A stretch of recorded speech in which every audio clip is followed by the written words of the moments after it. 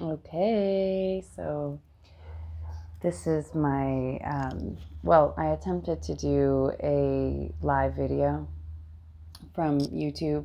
I asked for support to subscribe because apparently I had 38 subscribers and I needed 50 in order to do a live. But when I went to go do it, and I have over 106 now, so thank you all very much. When I went to go do the live, it's still not letting me. Like it's saying I need 50 subscribers. So I don't know what's up with that, but it's all good. I'm grateful to have technology that has storage available on it so I can record and then just upload it and put it on. That's easy enough for me. My technology is rather basic these days. Um, I went almost 2 years without a cell phone. I've been using a basic iPad device for the many last years to just communicate to a limited group of Soul Fractal family of the 144,000 through my iPad.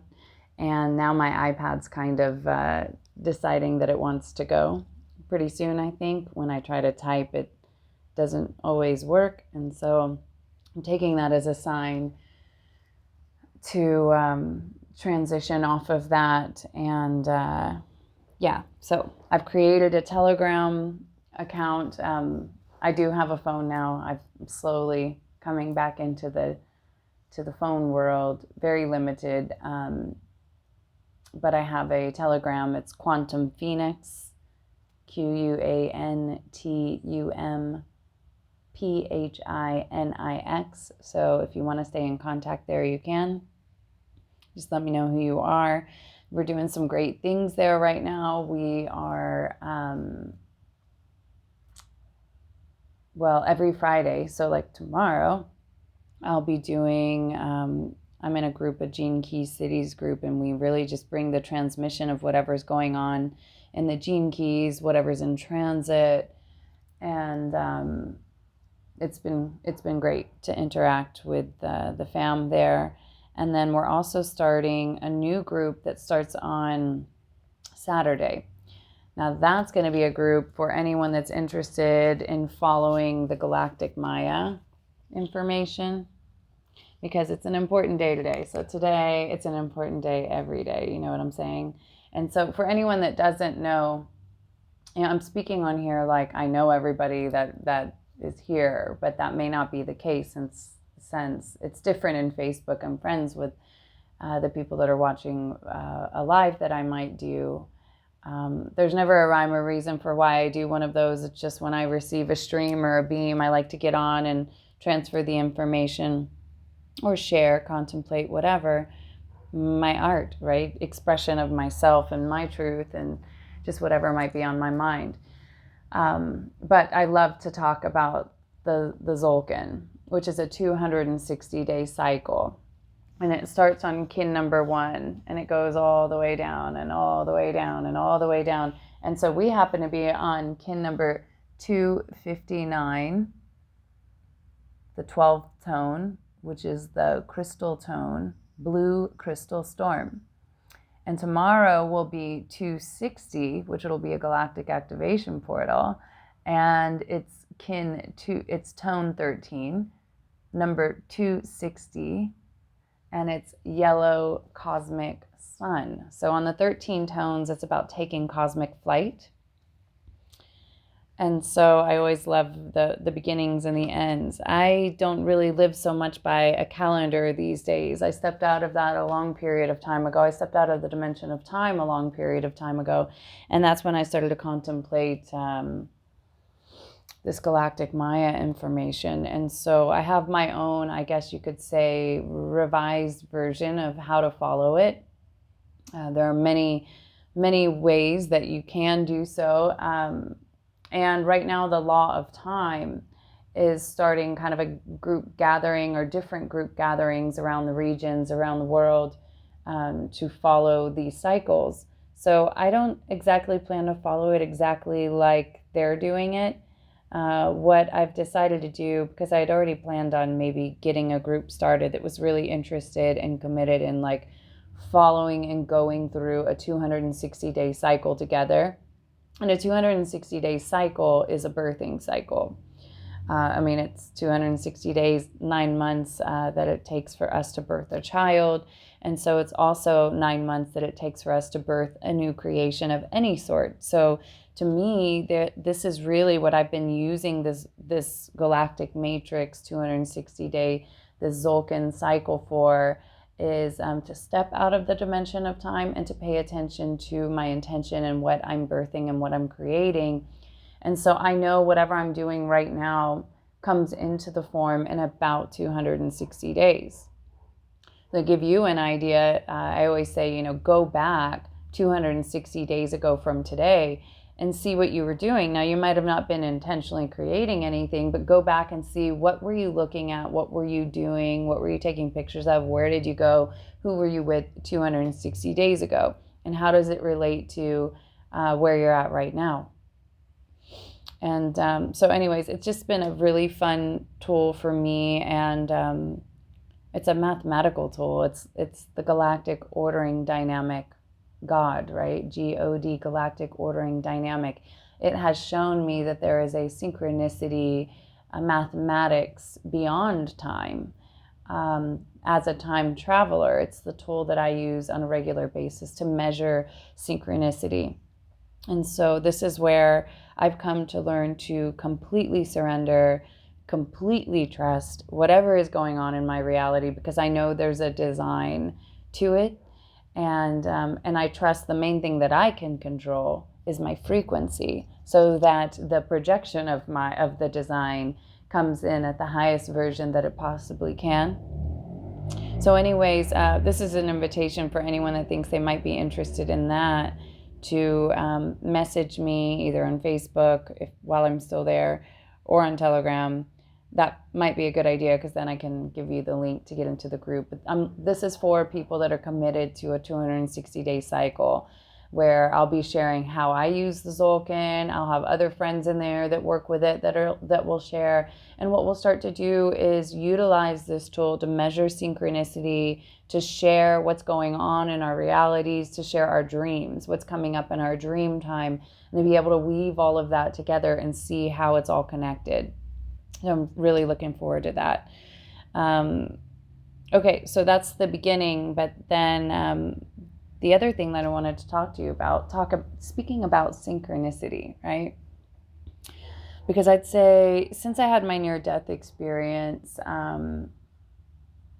over 6 years ago now, May 10th, 2017, I went from not really having a background or experience or interest or knowledge of this type of information to, I went through some very functional things first after the near-death experience. I sold everything, simplified the life, moved to another country. I moved from Austin, Texas area to Costa Rica. And then everything just started to really reorganize and change itself after that very quickly.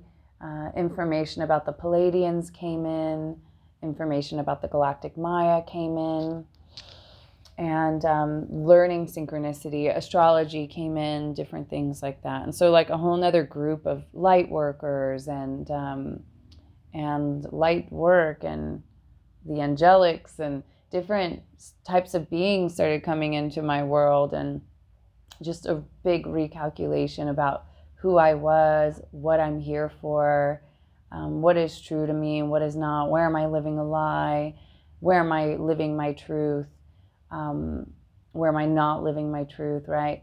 And the gene keys and human design came in. So Pleiadian, DNA, gene keys, human design, and the Galactic Maya Tzolk'in information, they all just kind of, as soon as I landed in Costa Rica. And so I've really been putting that information to the test and measuring synchronicity and sharing this information with anybody that comes into my field, into my presence. And that allows me again to start to measure the mathematics and the synchronicity of who comes into my field and why they're in my presence. And so it's been a beautiful experience. eye-opening into understanding who we are and why we're here, which seems to be the mysterious questions that as you start to wake up, you start to ask yourself these questions, right? And I would say that the power of the eclipses is also a big part of this, right? And so I remember the big one for me was August 21st, 2017. It was my biggest, something happened. It wasn't just me, it was the planet. I think many people were going through an activation or a turning on of the lights or an opening up of the eye or something like that. And so I know now, and I anticipate that every time, especially a solar eclipse comes, that there's something like that happening to certain groups of people, to certain DNA.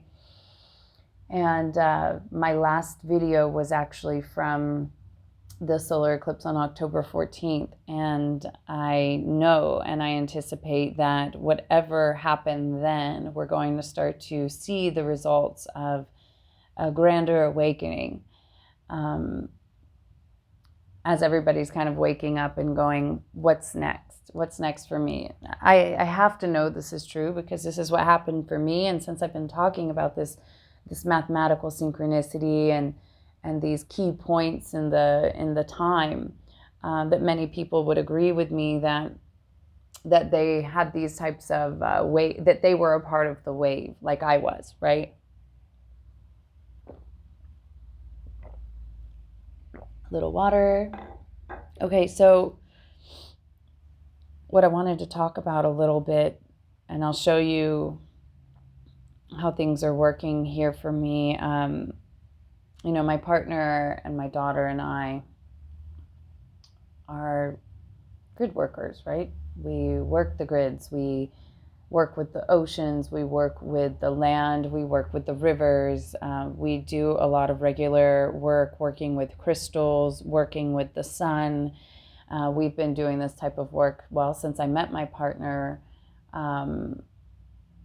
First met in 2018, right after I moved to Costa Rica, but did not become partners until 2019, later in the year. And so, but once we got together, we understood very clearly that we were on a mission to assist humanity in this planetary ascension, and to work with the land, to work with the grids, and to work with planetary frequencies and the purification of ourselves and the purification of the field, and really practicing divine union. And so that's led me to, me tuning into also my psychic abilities, or my ability to kind of see into the future.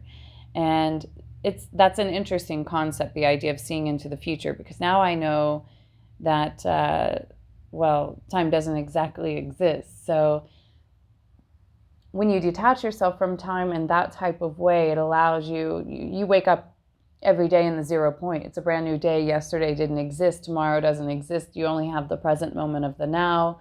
And so now you're asking yourself, what is it that I'm here to encounter today? And when you understand that there's different energies for every single day, that makes it easy for you to understand that you might not be working in linear time or consecutively on a certain mission or project.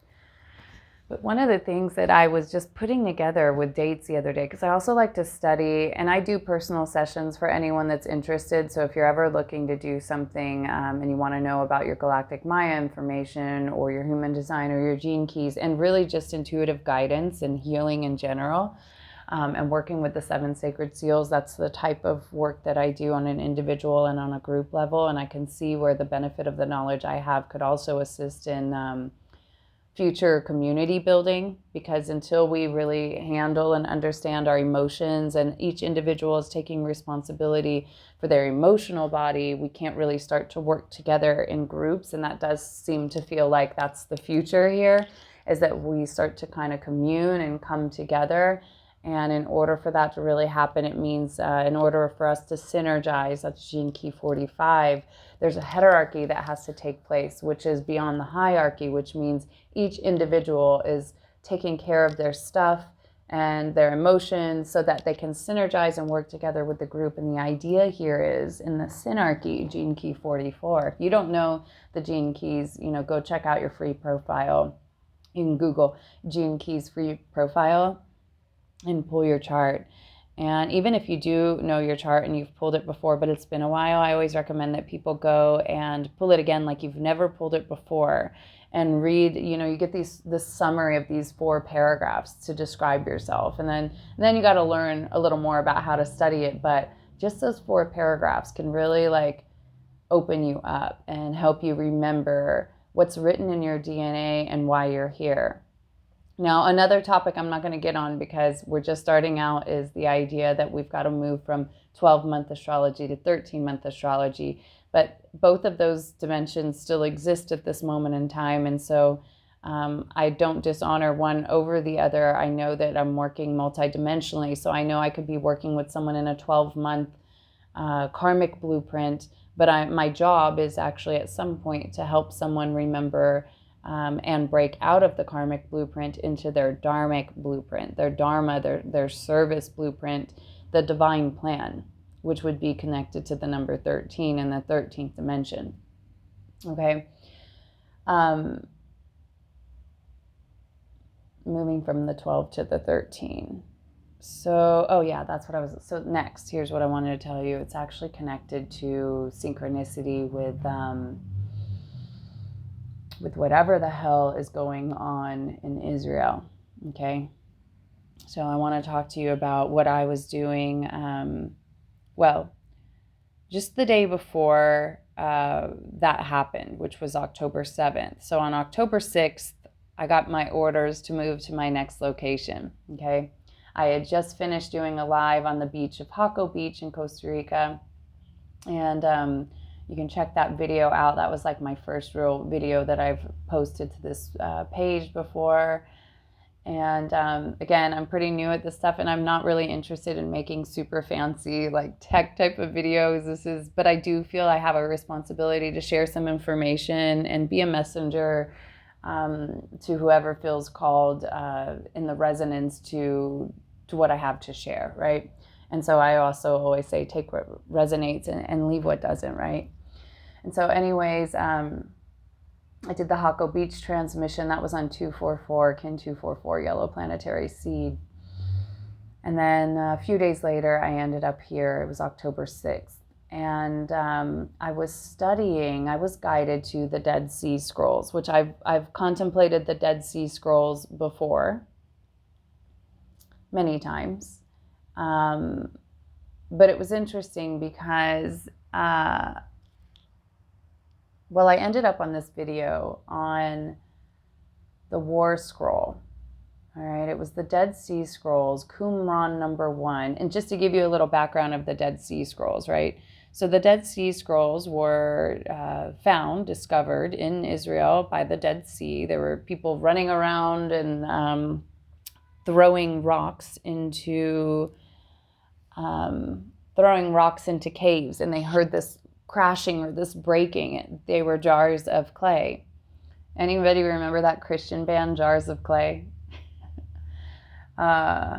Anyways, so they ended up cracking open these jars, and so they ran inside to look for what they thought might have been hidden treasure or something like that. Well, it was these scrolls that were rolled up, and they were written in Hebrew, and apparently this is something like 100 years before Jesus. And apparently what they're saying, and I could be incorrect about all of this, you can do your own research on this stuff, right? But it was something like, I was learning about the Essenes. I've heard about the Essenes many times, but there were 3 different tribes or 3 different types of Jews. There were the Jesuits, the Sadducees, and the Essenes. And this is maybe just repeating what I've heard here, because I don't go too detailed in the histories of things, all right? So again, you might know more about this stuff than me, and it's fine. But we're talking about the Essenes, which I'd call the pure ones. And it seems like that maybe there were a group of them that a lot of them actually had said no to sex. They were definitely not eating meat, they were living this pure life, so to speak. And so anyways, in these scrolls, though, they were writing about, there are a lot of things written in these scrolls, but in this particular scroll, it was about the final battle of the light and the dark, the final battle of the sons of light and the sons of the dark. And what he was talking about is that this would be the final battle to take place, and that we already knew who won. The light wins the battle, but the battle still has to play out. Now, this theme's been coming up a lot for me because I heard this from Richard Rudd one time in one of the Gene Keys that I listened to. He said, eventually, the final act is that the dark and the light have to play out on the big stage. Now, in my studies and my spiritual studies and my expansion of myself, I've kind of been in denial of that aspect, because I keep thinking like everything's just going to like blip right into the new reality and like ascend into this magical unicorn rainbow crystal city. And I'm still open to the idea that that could happen. I keep a high level of imagination, and I try not to keep anything too locked into the physicality based on my belief systems or my projections, because I've been working with quantum mechanics and the way that we create our reality and understanding the power of our thoughts, our feelings, and our emotions for a long period of time. And so I understand I'm careful, I'm selective with what it is that I focus on and what I bring into the field. But I trust. I don't run around looking for stuff and digging for stuff and spending a lot of time on stuff. I really let the synchronicity and the magnetism kind of bring me. It's like an algorithm, right? Your life is an algorithm. And so depending on the frequency, it brings you into certain data. Well, here I was in the data of the Dead Sea Scrolls and the War Scroll. And so when I read about this final battle of the sons of light and the sons of dark, it says that the sons of light would be led by archdemon Belial, who I've heard of before actually, would be considered satanic. And actually, if anyone's ever followed any of Lisa Renee's stuff, you can find on the ascensionglossary.com or energeticsynthesis.com. Again, take what resonates and leave what doesn't. Like, you may or may not agree with what she says, but she's another holographic being's data information that comes into my field. And so there's a lot of information there about Belial. And so anyways, this final battle of the sons of dark led by archdemon Belial and the sons of light led by Archangel Michael. And I found it was interesting. I was reading this because I've heard of Archangel Michael before. I've heard of him as an angel with a sword of light, a sword of protection with a shield. Rudolf Steiner talks about this information. I've really enjoyed Rudolf Steiner's esoteric teachings. And I had just happened to land in this location that's on what I would call original dragon ley lines, grid lines connected to Archangel Michael. The church one of the churches I'm closest to here in this location is the San Miguel Church. And again, I'm in Costa Rica, that's in Spanish. San Miguel is Saint Michael, the Saint Michael Church. And I can hear the bells ring every single morning, even though it's not that close of a walk, but it's not that far. And you can hear the bell from many blocks away. I could be hearing the other church, but still, either one of them, they're pretty far away, and you can hear these bells. And I don't have time today to get onto the topic of Tartaria and the idea of bells.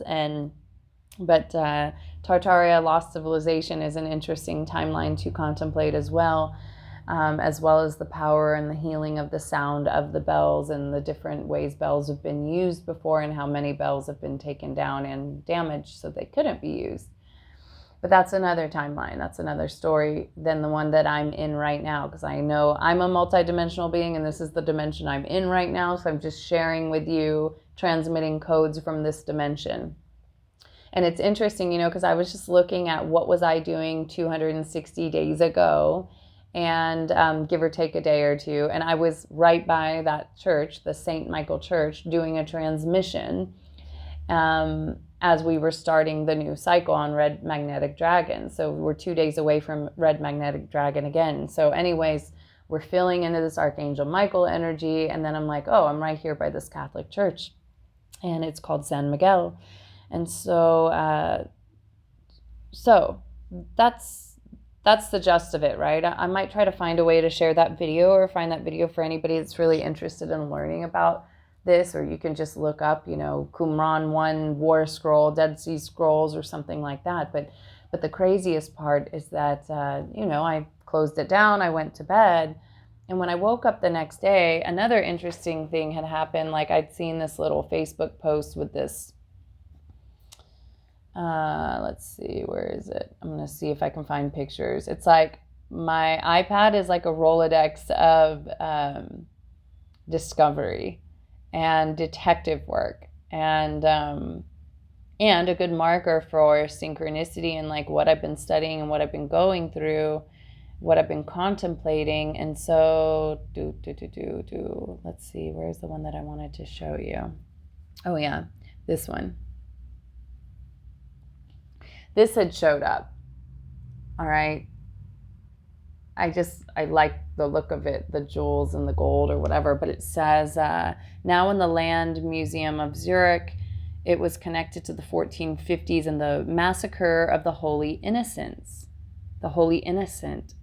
And so I had looked up a little bit of information about that, the massacre of the Holy Innocent. I'd never heard of it before. And you can go look that up yourself on Wikipedia as well.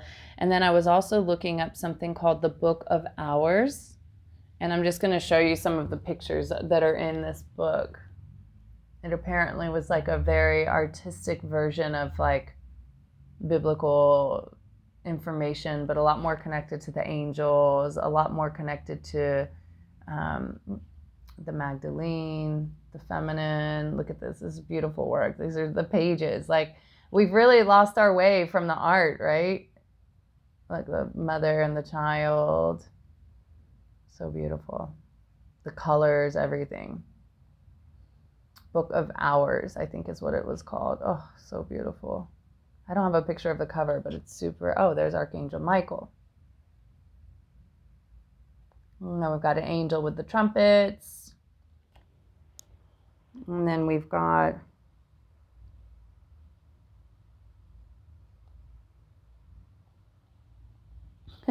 that's funny. Then we've got a picture of me. This is a really old picture that showed up on my Facebook of me holding a gun at my cousin's wedding. And I was thinking about the idea of how we don't need weapons to fight. Warriors of light, we don't need weapons to fight. This battle that is taking place, and it is taking place, we cannot deny that it's here, is the battle for your mind. It's the battle for your heart. It's the battle for your soul. And the emotions and everything that we're putting into our body, ingesting in the mouth, ingesting in our minds, ingesting in our environments is either benefiting us or not, right? And so it's really important. I think over the last years, I've been putting myself through what feels like a Jedi training with the balancing of the emotions, so that if I do go look at different things that are going on, that I can stay in a stable field where I'm not getting emotional about something, and I'm not getting angry or aggressive about something, or even sad about it, like that I can actually hold the field of purity, of love, of understanding, right? The War Scroll said that the battle of the light and the dark has to play out, but the light wins. And what that tells me is that I can hold the peace. I can hold the stabilization. I can hold the light in the middle of what might seem like a chaotic experience. And so after I'd posted that post of the little jeweled foot, right? And I'd studied a little bit about the massacre of the innocents. Someone had posted, hey, did you see that Israel was just attacked by the Palestinians or something? And I was like, no, I had no idea. And so I just went to go grab a look for a second, and the imagery was like of freaking bombs coming out of the sky and paragliders and shit. And I was like, what in the fuck is going on? And then when I did the time check of that, I was like, I looked up what time was this happening, right? it was basically, because it looks like they're about, I don't know, 12 or 14 hours ahead of where I'm at or something. Basically, when I was studying the War Scroll about the final battle of the light and the dark, that's exactly the time that this thing broke out in Israel. Now, it also happened to me my grandfather's birthday. My grandfather, who passed away a few years ago, actually 5 years ago, in July, right after I moved to Costa Rica, or maybe I was just visiting at the time. You know, his name was Robert Young, and I loved him so much. And he was proud to be a Vietnam War veteran, and he wore his Vietnam veteran hat everywhere that he went.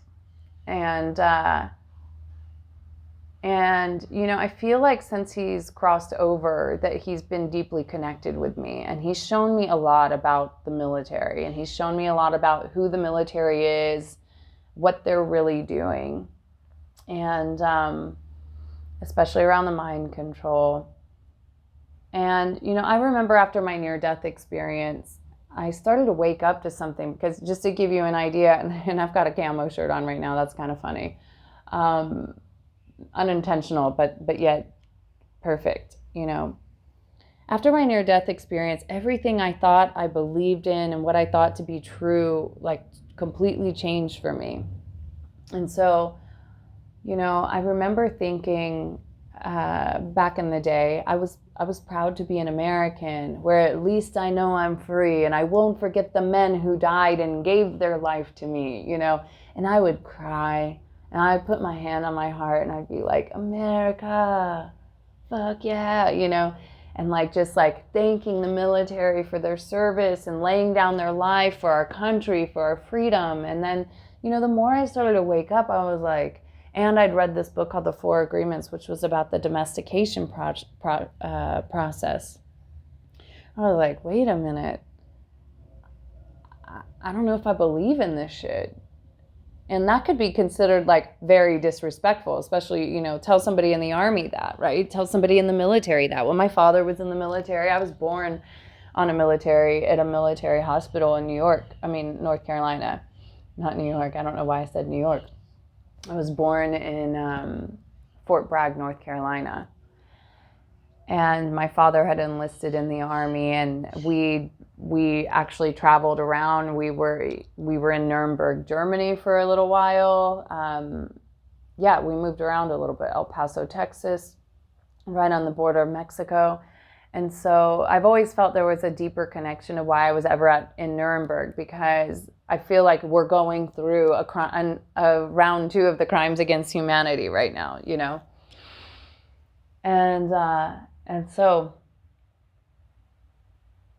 let's go back to my grandfather, right? It's like after he passed, I felt like he was almost telepathically communicating with me about the truth of the corruption, about what was going on. And then I had read this book when I landed in Costa Rica called Bringers of the Dawn, Teachings of the Pleiadians. And it was talking a little bit more about war and military. And I think it alluded to the idea that military, and this is what I've confirmed to be true, military and war in general was actually connected more to galactic war and more to a battle of the light and the dark. And it isn't so much about, you know, this country versus that country, or for this right or for that right. Like, let's be really honest here, guys.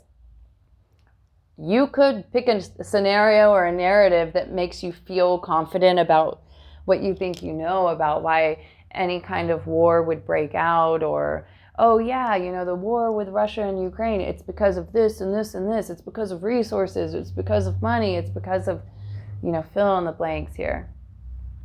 No, it's a battle of the light and the dark. And it's not for the greater good of humanity. And it never has been. It's actually been about human sacrifice and killing many souls. You know, I've been studying a lot about the Mars and the Venus consciousness. And so in the Mars consciousness, I kind of feel that it's carrying this like anger, war, conflict, like this addiction to war and conflict, this addiction to the fight, this addiction to power and dominance and the patriarchy. And we've just been kind of living in our lives, like trying to get by and doing what we do and like making money and buying our stuff that we want and like, you know, thinking of our goals in our life and all of this. And there's like people being killed everywhere. And, you know, I've been through a part of my spiritual awakening where I was like, yeah, well, you know, everything is one and everything is love and light. And just like my job is to just hold the positive vibes and hold the positive frequencies. And I've been doing that also. But then at some point, like something was coming into my body where it was like, but okay, cool. You're in heaven on earth. You're like living in Costa Rica in the jungle. You basically don't even think about money anymore. You don't pay taxes. You don't do any of that shit. You're working with the magic of the nature, of the rivers, of the waters, of the earth, of the jungles, with the animals like flying around you every day, like Ace Ventura Pet Detective. I've got toucans, I've got monkeys, I've got, you know, hummingbirds and butterflies flying around me everywhere. But there was like something in my soul that was like, but my brothers and sisters aren't free. And that's what would get me every time. Even though I wasn't keeping track with the news and, you know, what's going on out there. And so, you know, there is this belief system of like, this is all assimilation. This is all an illusion, you know, or each man for his own, or this is a hologram, or what you focus on is what you create. And I'd been in that place of what I would call attaining this heaven on earth template and really living in that. But my soul was like, until everybody's here, it isn't real, you know? And so it almost felt like it was time to come back down and remind my brothers and sisters, like, hey, I found this place and it's within myself. And it's also physical, but it's within myself. It's this heaven place. And the more of us that can hold this field, the more we change the scenarios of what we're seeing around us. But I started to realize, like, I can't deny or pretend that this stuff isn't going on. Now, I don't sit and watch videos of this stuff and get too caught up in it. The media knows how to fuck with you big time. They know how to mess with your mind. They know how to mess with your head. They know how to keep you in a place of intolerance, right? There's a certain gene key 4. It's moving from the shadow of intolerance to understanding, to forgiveness. Like, I understand why this is going on. It's a battle of the dark and the light. I understand that.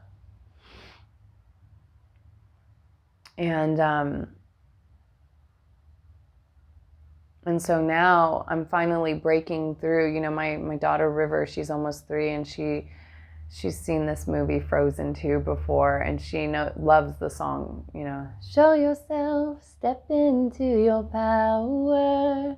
And she's always singing it. She's just dancing around and she's spinning around, and she's saying, she'll look at me and she'll be like, show yourself. And I'm like, damn, you know, we all have to show ourselves. And you know, I feel like I healed myself a long time ago.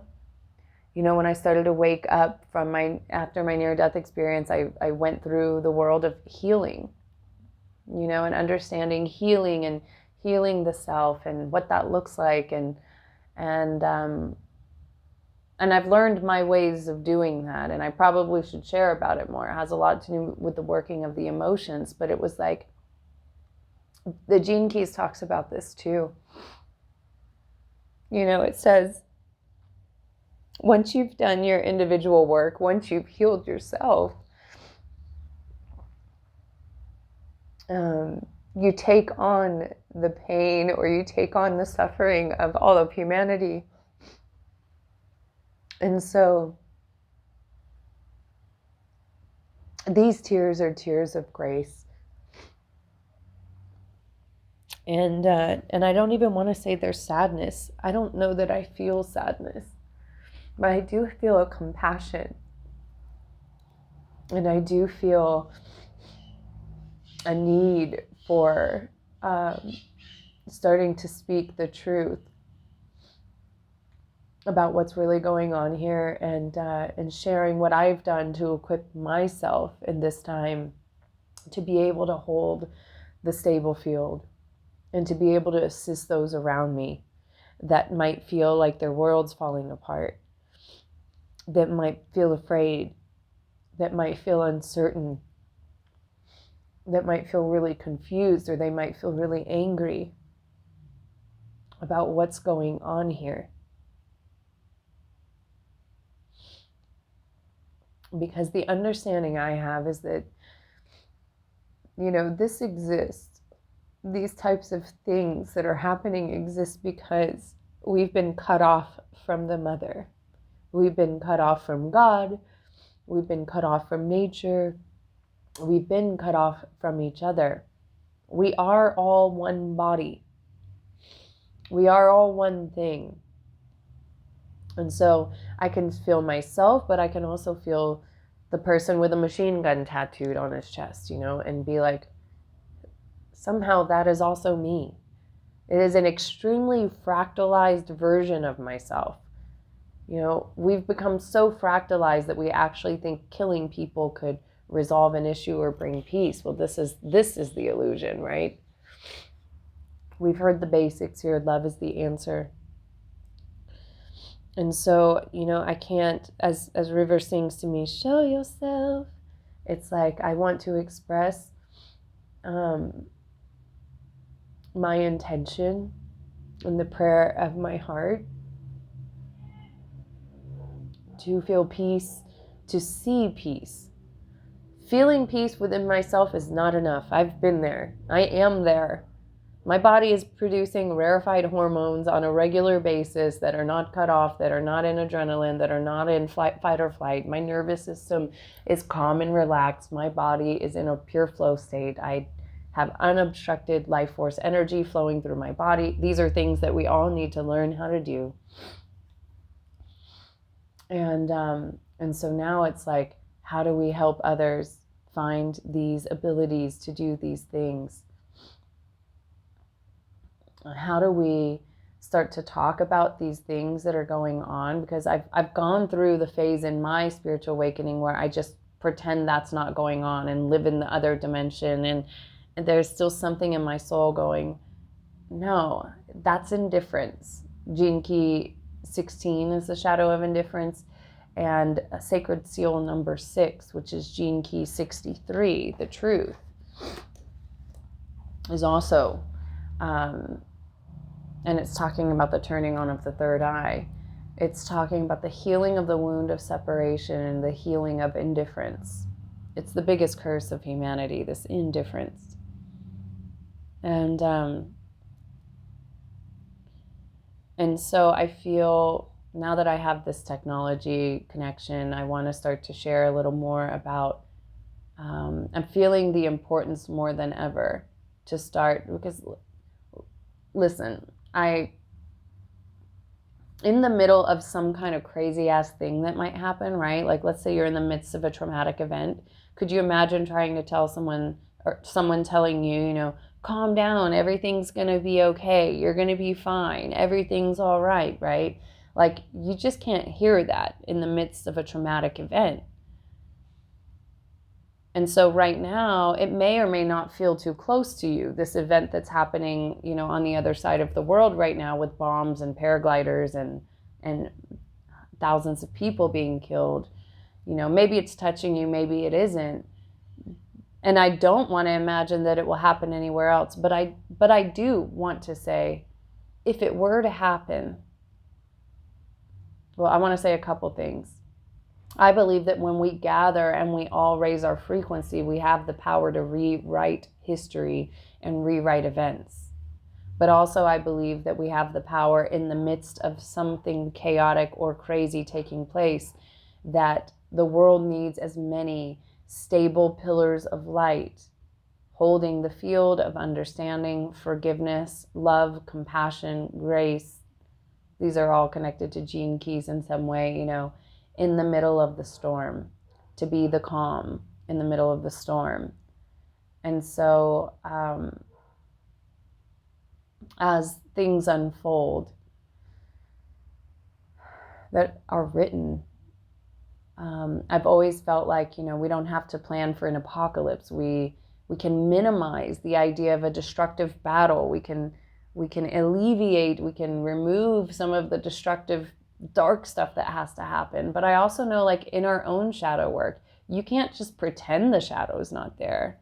You actually have to go in there and be like, what's up with this shadow? Like, what's going on here, right? And you also, in order to find yourself into the oneness, you have to understand your own shadows. You have to understand your own darkness. You have to understand your own fear in order to merge fully with the light and to bring the light down inside of you. And so I can't pretend that there isn't some kind of weird thing called war going on the other side of the world right now. And I could be like, doesn't matter to me. I'm in Costa Rica. I'm heaven on earth. It is going on. It is happening. People are being killed. People are using weapons of mass destruction on our planet. I can't just focus on the highest timeline. I've already been there before. I'm coming back down for a minute. And I'm saying, what do we do about it?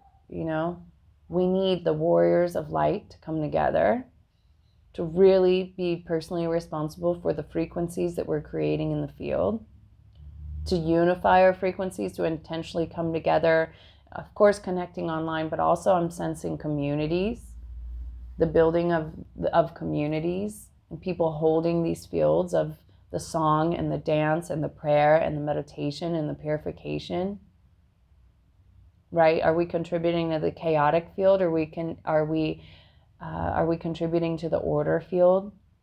And so, this woman, Anastasia, and the Ringing Cedars, this book, The Ringing Cedars, came into my field recently, and it's a beautiful storyline. And if anybody wants the copies of the book,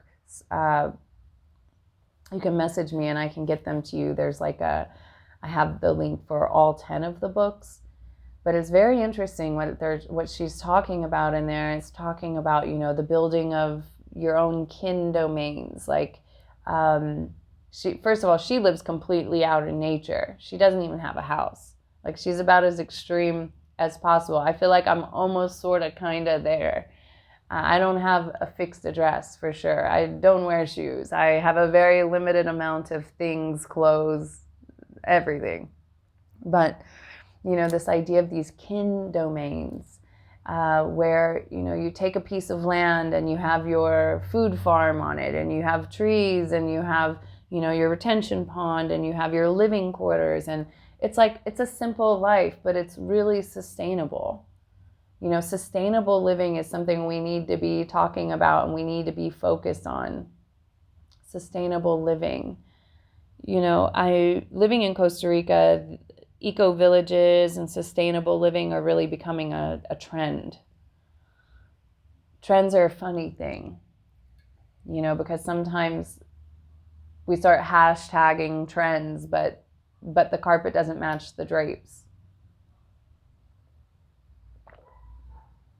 There's a difference in calling something eco or sustainable versus actually being that and modeling that. And so far, I haven't seen that in person, though I do think those things are out there. Someone was just telling me about a community in the US called the Dancing Rabbit community, right? And I was looking them up.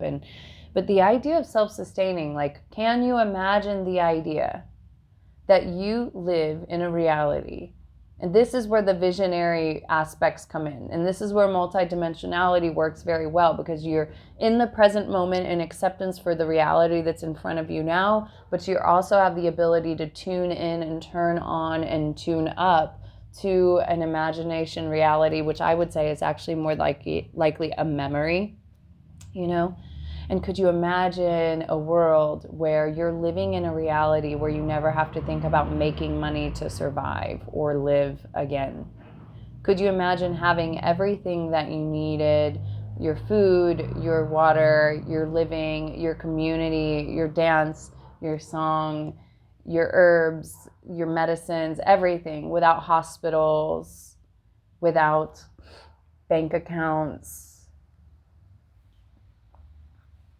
maybe even without technology, but I know that I'm extreme for some people in that. I know there's a balance between, for me, I'm like, I could totally live in the forest without technology for the rest of my life and I'd be totally fine with it. But I recognize and I want to honor people that have these skills and these interests of like using technology for the good. And I'm not opposed to it. I think that's what I've been using it for.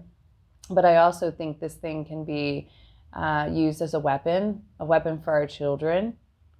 Protecting our children is important in this time. They're being programmed through the music and the technology so big. You know, when I moved here in 2018 with my husband at the time and my 3 children, I was like, I'm getting them out of there just in time. And looking back now, I see that I had some kind of premonition, some kind of intuition. Like I would say even now, I'm living life about 4 to 7 years in the future. You could consider me from the future. And I'm here to kind of share a message with you about what is to come and what it's going to look like in the simplification of your life process. So you could wait for things to get more crazy. You know, I've seen ghost towns in these shopping plazas. Like I've literally seen them turn to dust. Anybody ever seen the movie WALL-E from Disney? You know, go check out WALL-E. And it starts off and he's like the robot and he's sitting there in piles of rubble and the whole planet's basically been destroyed, right? Like I actually think that's already happened in another timeline. Our planet was completely destroyed and we came back, me and many others of us as time travelers, to rewrite the story to make sure that our civilization survives. You know, we're in the 32 right now, Gene Key 32, which is preservation. It is about preserving nature and preserving the race. And it does talk about fear of survival. Now, I don't have a fear of survival. I died a long time ago. Now I'm just on the mission that I'm on, speaking clearly what it is that I know and see. This is not just personal preference stuff, and this is not fear speaking to you. This is truth speaking to you. Saying we must change our lifestyles. We must change this trajectory. We must turn things around. We must return to nature and return to the mother. Hola, River. I guess that's it for now. My daughter just came to visit. Hello, River. You want to, hey, say hi for a second. Say hola. You don't want to say hi? Say hola. Okay. I don't remember what I was saying, but I'm going to stop this video and I'll talk to you guys soon. And